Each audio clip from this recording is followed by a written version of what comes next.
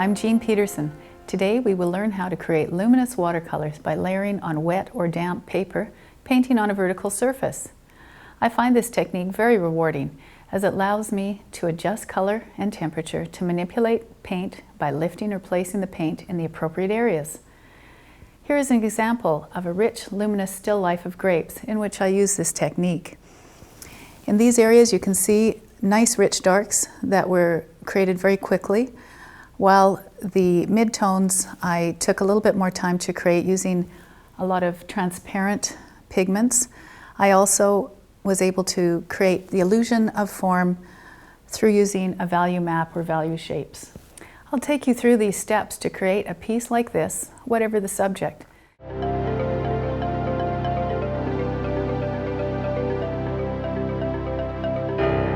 Next layer in the middle is red. See how the blue is dominant now? Over here we have blue. As soon as I put the red on, see how that dominates it? It now becomes more important.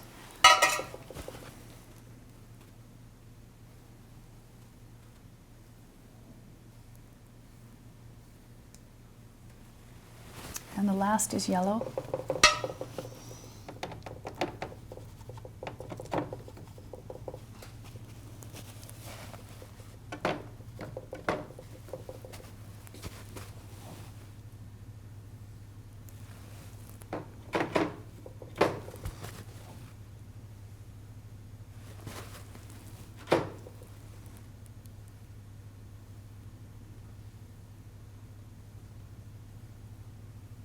Okay, so we've got three different results. I think you can see how this square has a more yellow feel, more red feel, more blue feel, and that's because that was the last piece, the last layer, the last color that went down.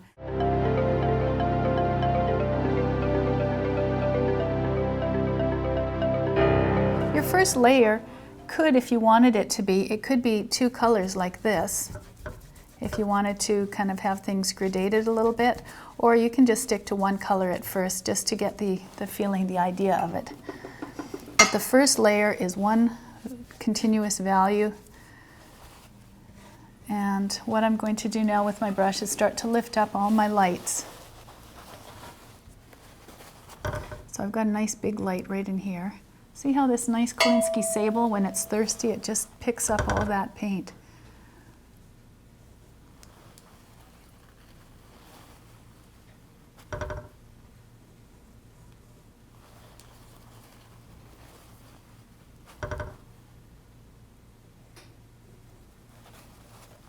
I'm going to use a smaller brush to get into some of these smaller shapes. For example, this little stalk here. Just want that to be a little lighter on this side. I can always put more paint back on it.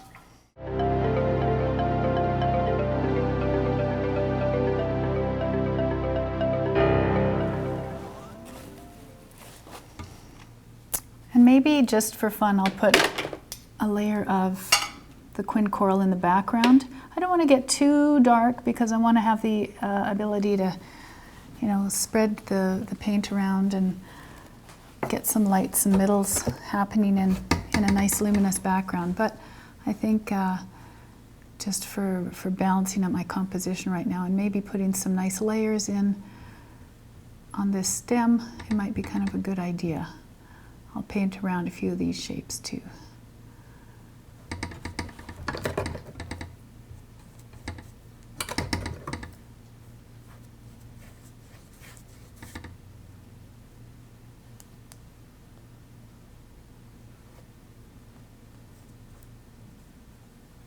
Sometimes it's nice to go over the lines. We're always told stay inside or outside the lines, and sometimes it's nice to go over top of these things a little bit so it's not so perfect.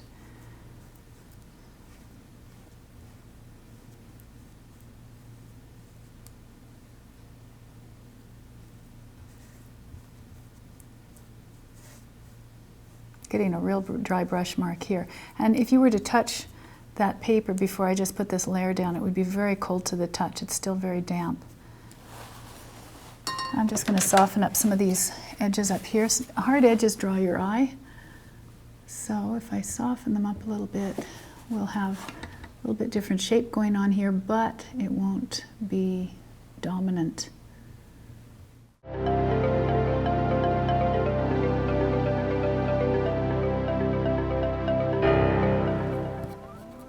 Okay, let's try some blue. I usually use more sedimentary or opaque colors right at the end. Now, I'm hoping I won't go back into this dark. It doesn't usually turn out too well. If you do, I need to do it and leave it. So I'm going to use a few sedimentary colors. I've put a little bit of cerulean in, a little bit of ultramarine blue, just to give it a bit of grittiness because of that nice sediment that happens. And then I have my Winsor Newton here as well that I'm going to pull. So I've got a mixture of a few different blues here.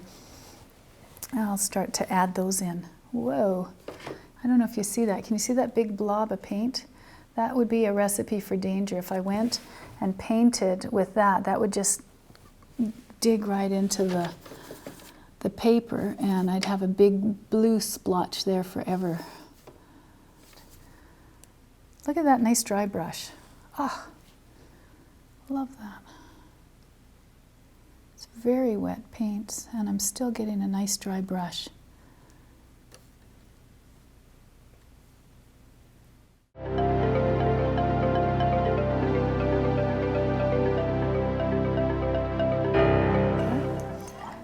Okay, I'm going to use a little bit of cad red and maybe a little cad yellow in just a couple places. Cadmium is an opaque, and the opaques are colors that you kind of have to put down and leave, whether at the beginning, middle, or end. You put it down and you don't layer too much.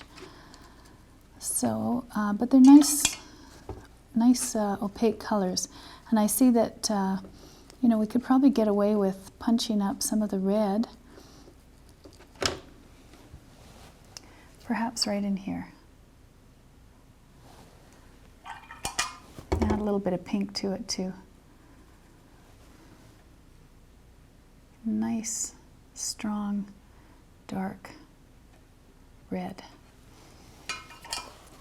Just do this in a couple places to tie it all together, and then we'll be done.